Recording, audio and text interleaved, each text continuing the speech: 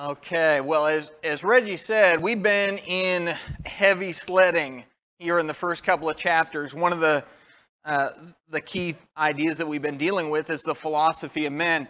The interesting thing is that the word philosophy comes from two Greek words, one meaning wisdom and the other meaning friendly. So philosophy is supposed to be friendly wisdom, and I've never had that experience.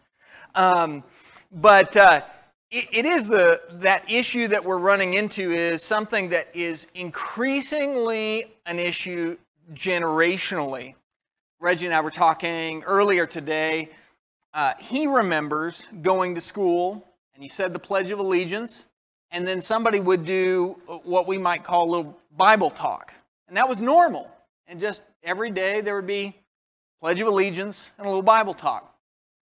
I went to school, never got any Bible talks. And I remember when we stopped doing the Pledge of Allegiance too. That's the arc. Right? So there's a change in the wind. No change for the gospel.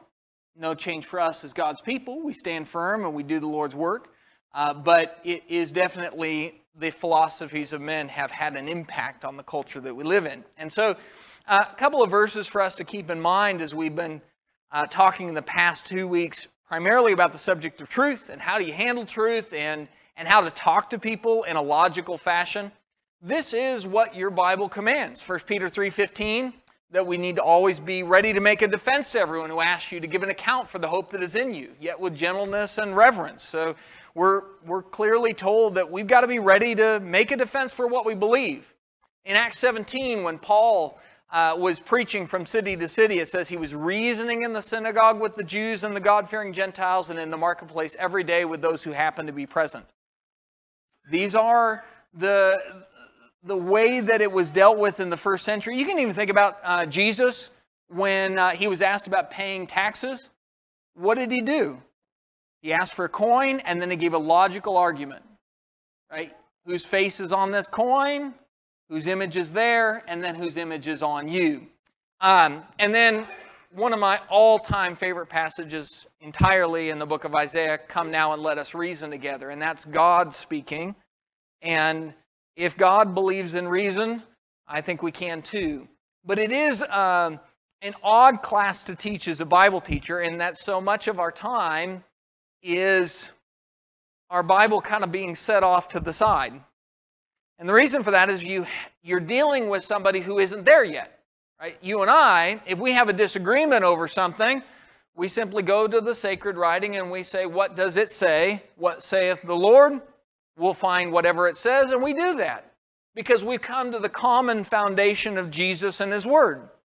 You go out in the world, and that is not the case. Anybody want to take a guess at how many people in Kentucky? And the last time that this survey was, I think, 2014, so it's really a little bit out of date. How many people in Kentucky consider themselves agnostic? Washington, it's like 45%. Not that much in Kentucky. Not so much pagan.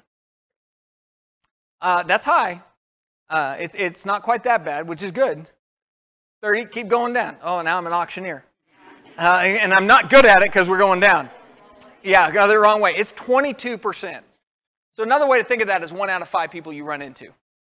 1 out of 5 people you run into fits into the category of a none. That's what they call them. They call them nuns. They're either atheistic. Now, true atheists is a very small percentage of that. That's another kind of blind myth that we run into where we think, oh, atheism is all over the place. It's actually pretty small. It's like 3 to 5% are atheistic. That's pretty small in the big scheme of things. But then once you move to including people who are agnostic, it gets bigger. And then when you add those who are irreligious, meaning they go, I don't really go anywhere. I might consider going somewhere. I think I maybe believe in God, but I'm not entirely sure, which is another way of saying you're an agnostic. You just haven't taken that label. You get to 22%. It's 1 out of 5. So as we're dealing with people, and by the way, like I said, so that's 2014. What do you think the chances are it's any higher now? I doubt it's going lower, right? So the time for us to, as Christians, be able to reason our faith, I think, It's a skill that every single one of us has to have. In Romans chapter 1, we're given, I think, one of the most beautiful things that God gives us as a gift is Romans 1 in this explanation that His invisible attributes, His eternal power and divine nature are clearly seen, being understood through what has been made. Now, in Romans 1, we oftentimes shoot right past that section and we move into this section where we deal with all the things that happen when people deny that God exists. How dark the world gets, how they become seared in their conscience, the increase of sins such as homosexuality, all these different things that happen. But Romans 1:20 makes the point that the reason it gets so dark is because you don't actually even need a Bible to understand that there is a God. The very world that He made gives you enough information to know some of the basics of His invisible attributes. So what we're doing is appealing to that concept. That before somebody has agreed, let's just take the Bible and just do what it says, which is where we need to be eventually, right? You don't come to Jesus without a Bible. Romans 1:16, Paul says, I'm not ashamed of the gospel because it's the power of God unto salvation. But before they're ready to make that leap, we can just make an appeal to the general world that they live in. And so that's what we're kind of doing. Now, this week, we move beyond the general philosophy of, is there such a thing as truth? Because kind of culturally, we used to say there is truth, and then we said you can't handle the truth, and then we just said you can't know the truth, and now we say, who cares if there's truth? It's like we progressed societally. But now that we've kind of dealt with that in the first couple of chapters, now we move into, if I had to prove to somebody that God exists, how would I go about it? And there's more than one way to skin this cat. And I realize that saying is not very friendly to cat people. I'm sorry. But there's more than one way to go about it. But we're going to look at multiple pathways. And the pathway we're going to look at today is the one of what's referred to as SURGE. SURGE is an acronym, and we'll go into the details of it, that deals with really one argument. One basic logic idea, that everything that has a beginning has a cause. So, if the universe had a beginning, and I can show you that, then you, by default, have to agree that the universe had a cause. And behind that, you have to say then, okay, if the universe had a cause, that means it has a maker. Now, do we know that that maker is Jesus Christ yet? No, we don't. But we've moved from atheism to theism at that point. Does that make sense? All we're trying to do is just make that basic leap of, I can't accept anymore. If I can understand that the universe has a beginning, it had to have some sort of causality to it. And so all of a sudden I moved from being somebody who wasn't sure whether there was a great causer to now there is. Now, what is his nature? Is he the God of Islam? Is he the God of the Bible? Is he pantheistic God? We haven't answered that question at all. We've just moved from an atheistic worldview to a theistic worldview. That's all we're trying to do in this step. Does that make sense? Does anybody have any questions about that or anything they'd like to add? Yes. Well, maybe, but you fire. Did you have something?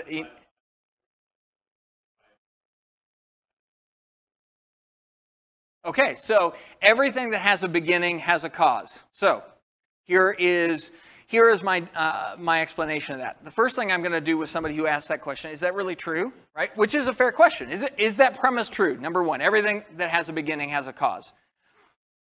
My first question is, tell me something that has a beginning but doesn't have a cause. I'm going to throw it right back on them. Give me one example. One example of something that has a beginning but doesn't have a cause.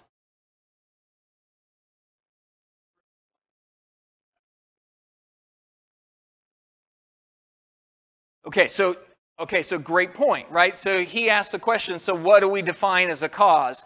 Something that existed before it that set in motion the beginning of this next thing. So we're talking purely in a scientific sense, not in a philosophical sense of like what's my purpose or cause or any of that sort of thing. We're just talking, if you see a rock rolling down a hill, somewhere up at the top of the hill, something got that thing started. Is that cause and effect? Exactly.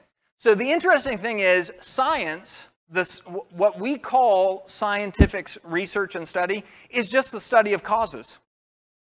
That's one way to think of it. All scientists are ever trying to do is they see something either through observation or, well, typically through observation. That's the number one system. And then they say, what caused that? Right? So you have scientists, they combine a couple of chemicals, and then they get something different. And then children can do that part, right? Children can combine a bunch of things and end up with something different. Scientists combine those things together and say, why did that happen? And it's really the study of cause. And so much so that, and I'm really glad you brought this up because it kind of, this is the stuff that I won't geek out on unless somebody gives me a chance to geek out on it. So thank you. So if you Google it, it's the law of causality. Everything has a cause to it. And we're talking purely in scientific terms of everything that has a beginning has something that caused that beginning. And so all science is built off of that principle because all science is saying, why did that happen? I mean, at its most basic root, all scientific endeavors are searching for why did that happen, which is the search for a cause. So it's actually the very root of all scientific endeavors is the law of causality. Yes, sir.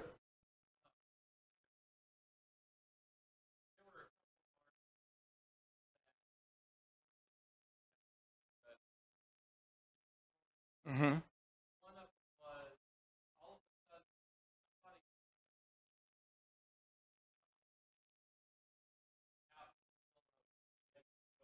Right. Right. How did that get there? Yep.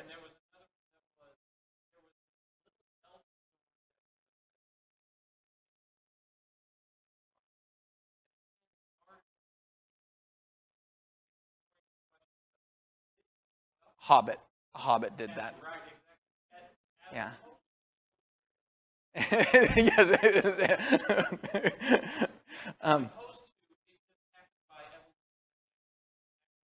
Right.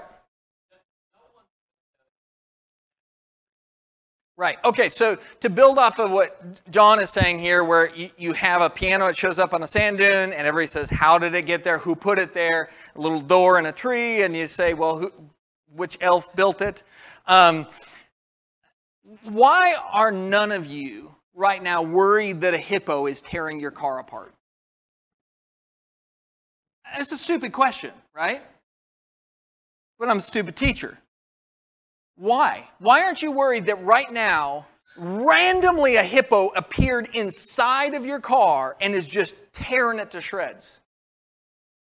The answer is, it doesn't happen, right? Things don't randomly happen like that. Even things that we often count as random aren't actually random. We understand, really random is a way of us saying, we don't know how to quantify it, but there's still a cause behind it. When you look at the way things work in the world that we live in, which is the one that God made, everything has a cause to it. So you don't see things happen, especially organized things. Of that we'll talk actually a lot more in a whole nother class about the organization element to it.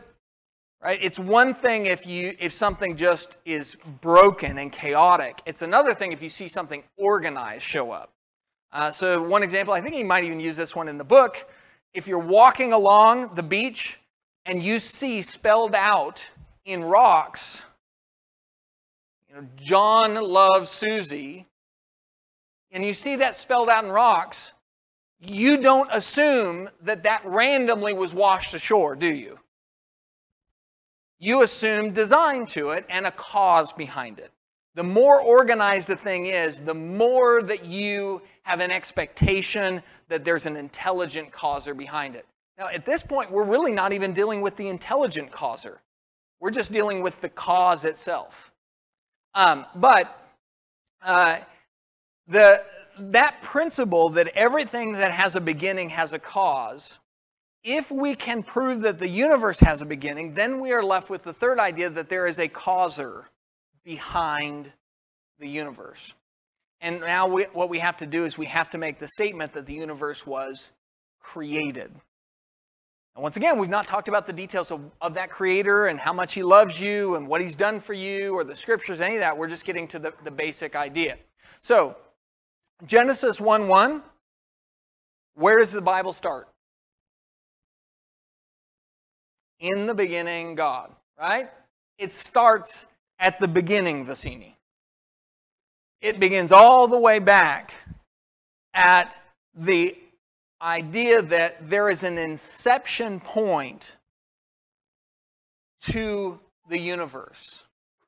Now here's the thing. When it says in the beginning God, it's not saying God's beginning. It's not referring to God's beginning because the Bible says clearly, where's God's beginning?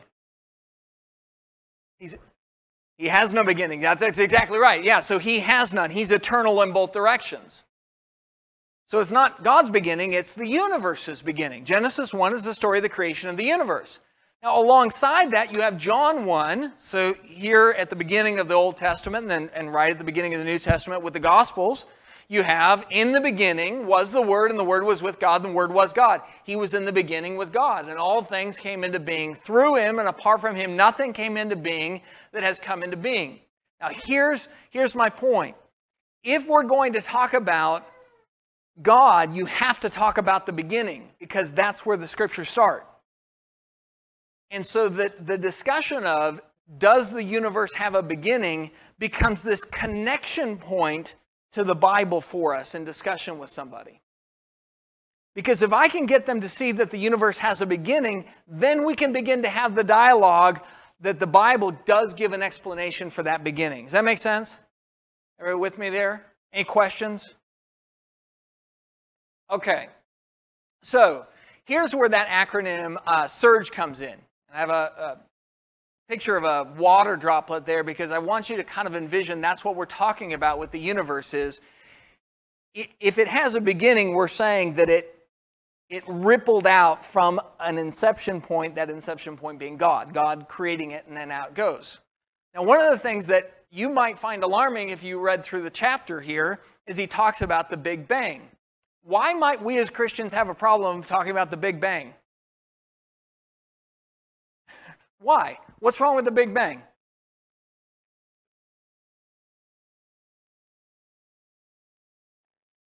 Right. So, yes. So this is the problem. You're both right. When I say Big Bang, most people associate that with evolution.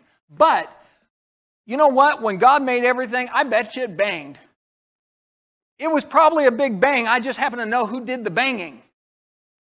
All right? So I don't want you to be confused. We're not saying evolution is true. I think evolution is garbage. The data doesn't back evolution up at all. But when you read Genesis chapter 1 and you read all the things God creates in 6 days, He starts with nothing and then bang, there's everything. So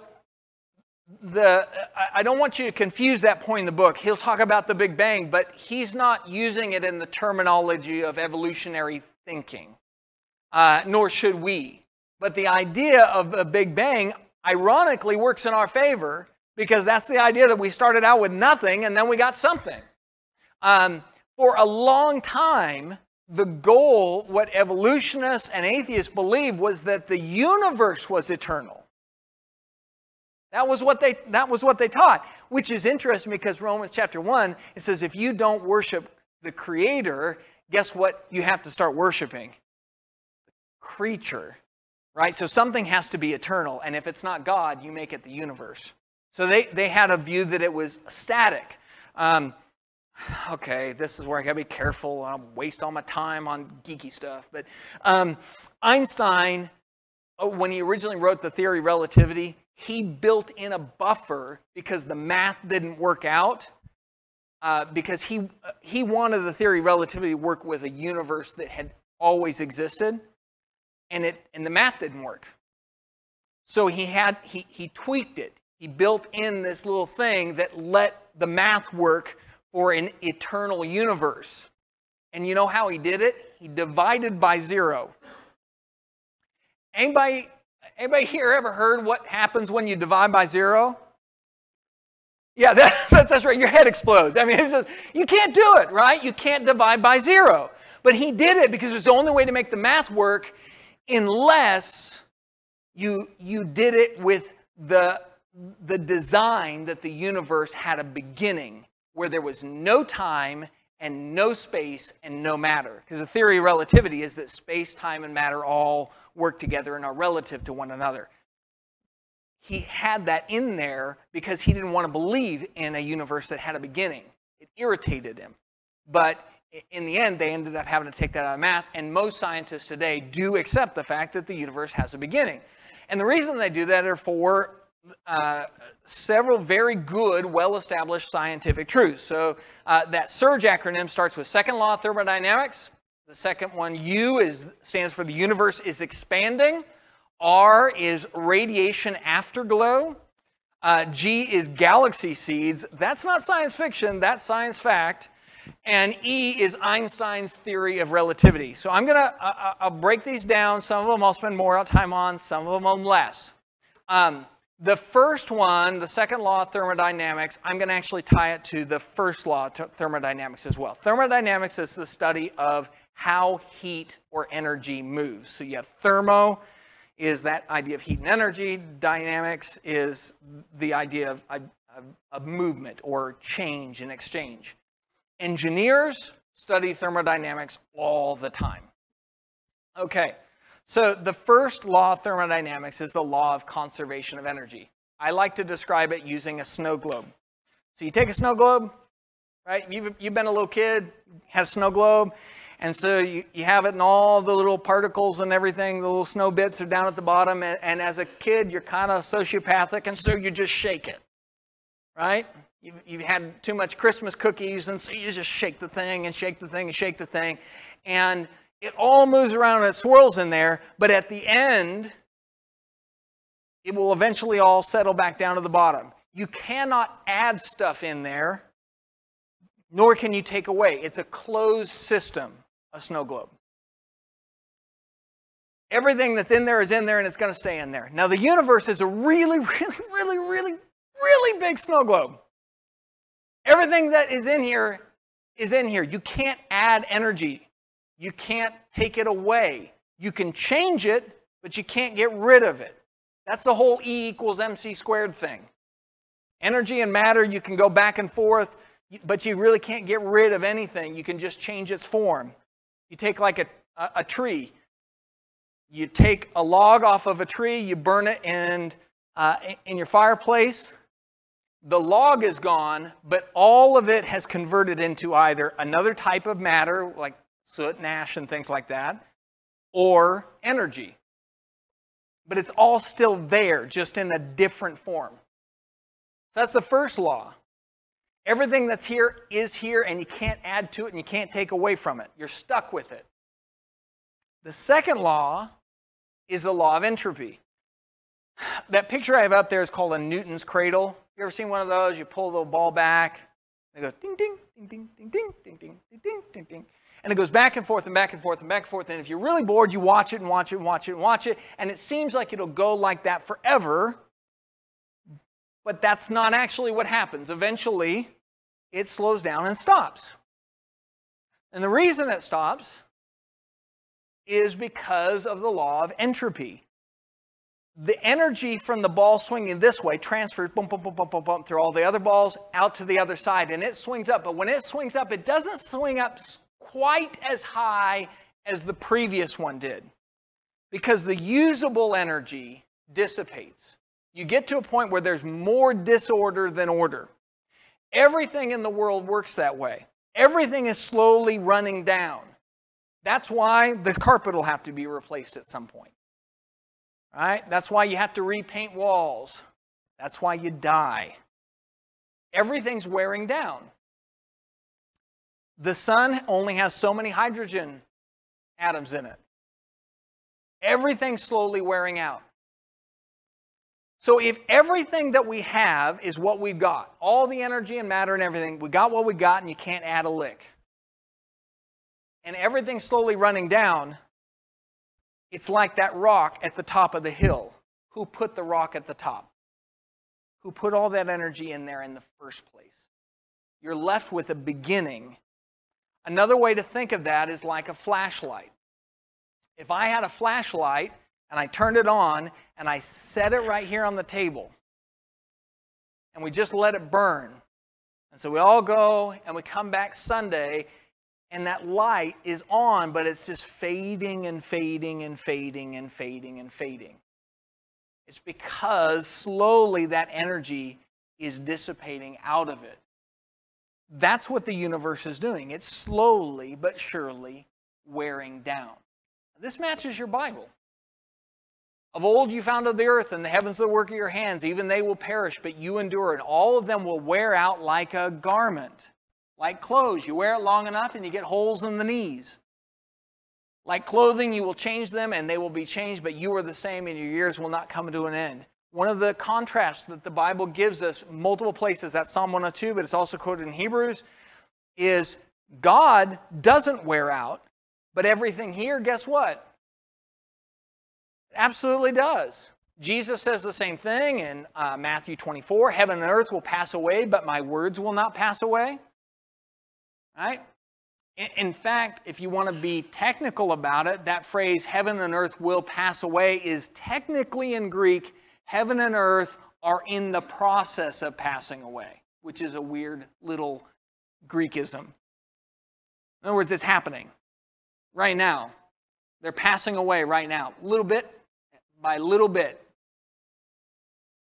But what about God's word? Nothing wears out. One more along those lines, Isaiah 51, lift up your eyes to the sky, then look to the earth beneath, for the sky will vanish like smoke, and the earth will wear out like a garment, and its inhabitants will die in like manner, but my salvation will be forever, and my righteousness will not wane.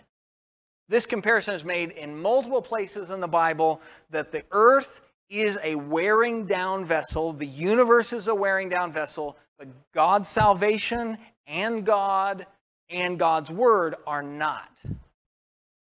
So if everything is wearing out, and that's the only direction we go, one-way street, folks, right? You have to trace it back. You said there was a beginning at some point. Does that make sense? Does anybody make comments or questions or anything like that? Okay, so that's the S. The U is the universe is expanding. This is one that they can just measure. They measure it by telescopes and looking at redshift and all these different things. But it is universally agreed that the universe is expanding out. Things are getting farther and farther apart. Interesting, I'm not sure I would use this as a proof, but an interesting thing that comes up in the Bible over and over again is that when God is describing his creation, it talks about him stretching out the heavens like a curtain. This idea of like stretching it out shows up all the time. I'm not sure that's referring to the expanding universe, but it does come up as a picture, a word picture in the Bible over and over and over again, and certainly would match. I just don't know if that's what he's referring to or just using figurative language that makes sense to us. But once again, if everything's expanding out, right, if you walk and you come up to a pond and you see ripples coming out in a circular pattern, what do you know in your mind's eye? Even though you didn't see it, what do you know happened? There was a disturbance somewhere. Something dropped in that water at some point and began those concentric circles out. That's the universe. It's a giant concentric circle moving out, which is just rad. And And I just love that. I love that God has given these things to us so that we can see what He did. He designed the universe in a way that we could observe His causality to it. Okay, third thing on that list is radiation afterglow. Yes, sir? Oh, yes. No. No, you don't sound stupid at all.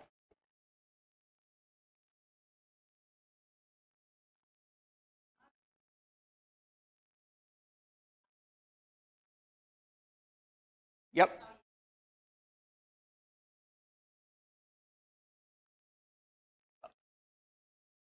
No, okay, so just as a quick aside for us as Christians, she makes the point of like, you got climate change and all this worry that will destroy everything.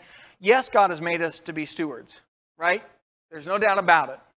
Feel free to recycle. But who sets the seasons? Who promised there will always be seasons?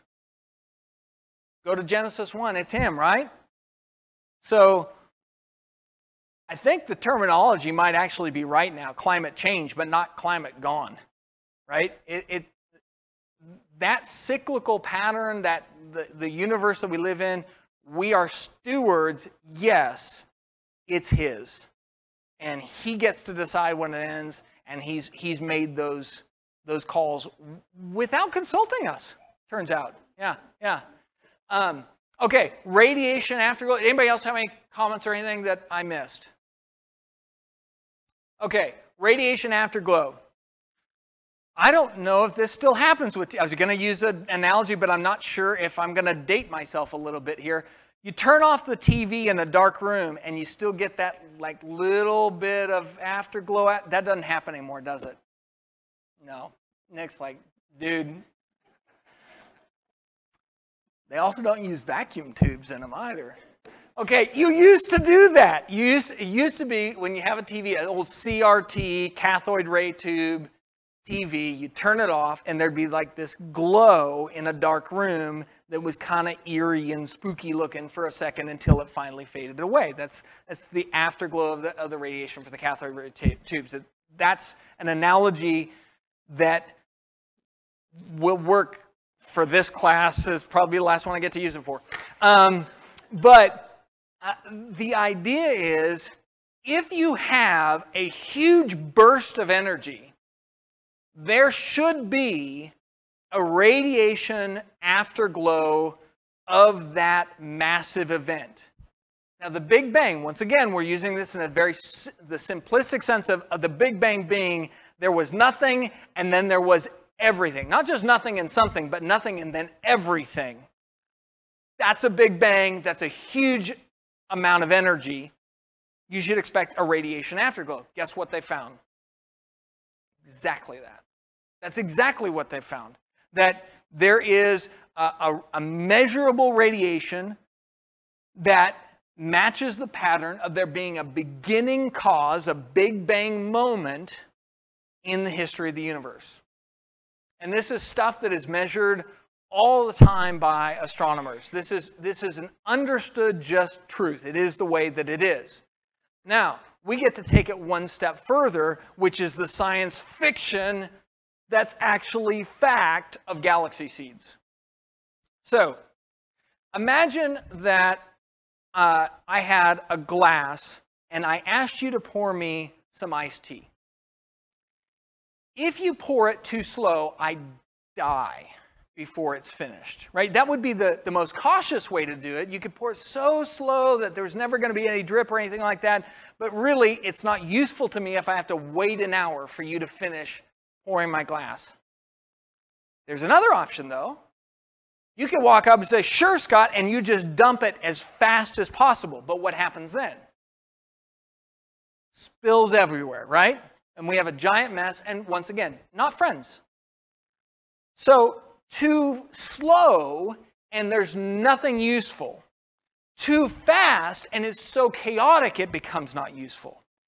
I use that analogy because the Big Bang, that moment of everything being created and then expanding out, if it expands out too slowly, you cannot have or sustain life. There's There's a lot of different anthropic principles, which we'll talk about that later.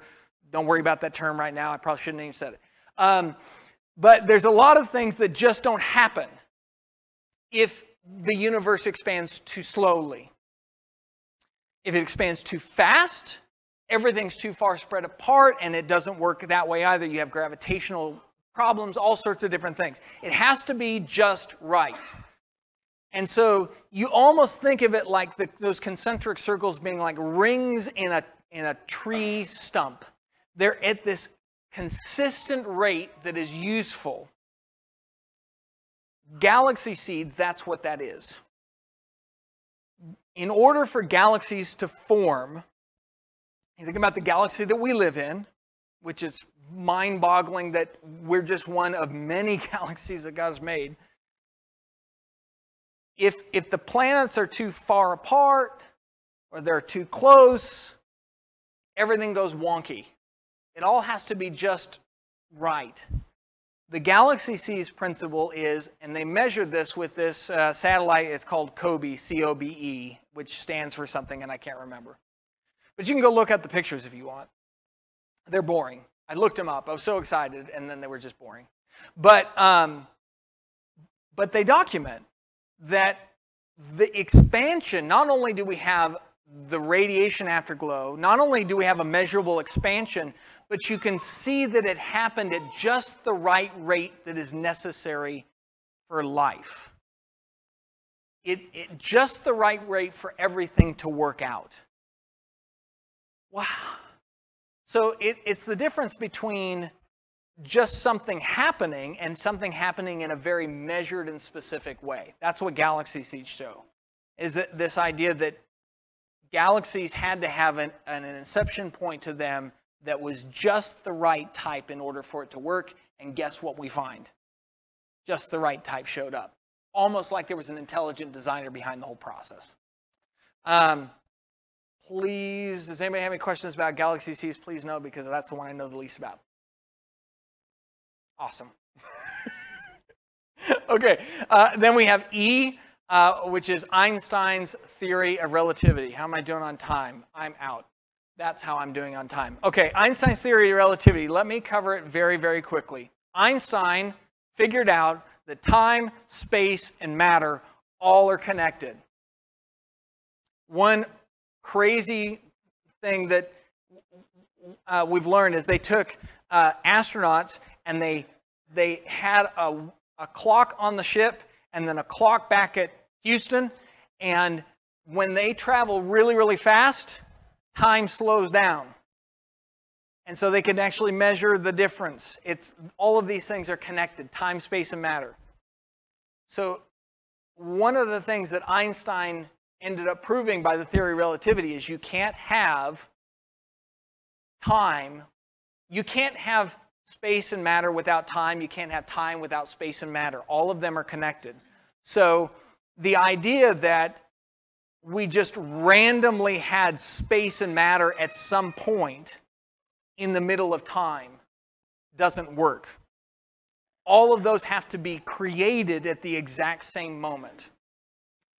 Which means time, space, and matter have to be created at the exact same moment to work, and they have to be created by a timeless,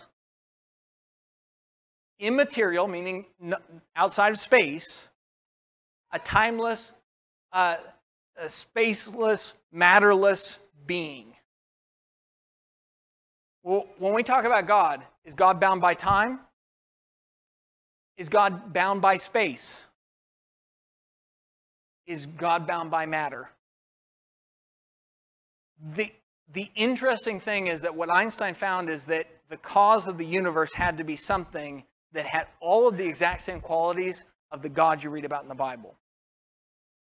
And that's why at the end of the chapter, one of the guys who worked on the Hubble Space Telescope said, after all of our study of astronomy, we climbed the mountain of ignorance, braved all the dangers, and found at the top of the mountain the theologians were there first. Because after all their study, they're left with the same thing. We figured it out. There's a beginning cause to the universe. And it had to be something that exists outside of time and space and matter that made it. And we're like, dude, in the beginning, God. We've been here already. That's where the science leads. That's the logic to it.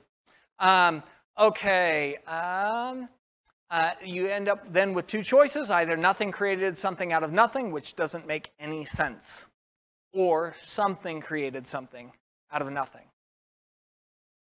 Once again, we haven't proven that the God of the Bible is that something yet. We get there. But we have at this point then, you can walk away from somebody and say there is no room for us to be atheistic because the universe has a beginning to it. Anybody have any comments or questions or anything like that? Okay, so we'll close down there.